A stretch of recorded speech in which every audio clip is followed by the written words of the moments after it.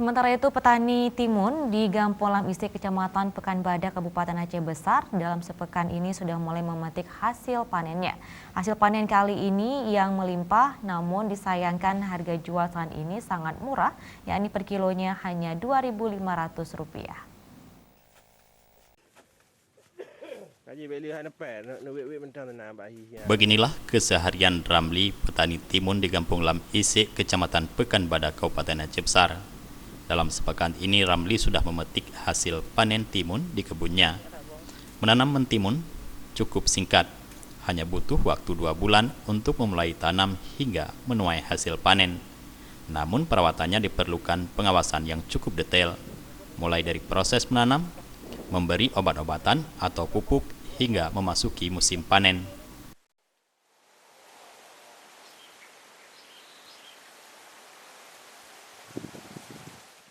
Selama panen, mentimun tidak dapat berlangsung secara serentak.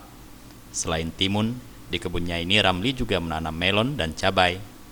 Usaha yang ditekuninya ini sudah berlangsung sejak 6 tahun lamanya. Sebanyak 2.000 batang timun miliknya ini tumbuh subur dan daunnya sangat lebat. Perharinya Ramli memetik hasil panen timun mencapai 500 kg.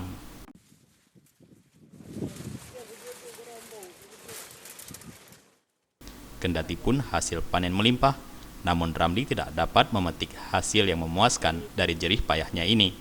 Pasalnya harga mentimun di pasaran saat ini sangat murah, yakni hanya Rp2.500 per kilogram.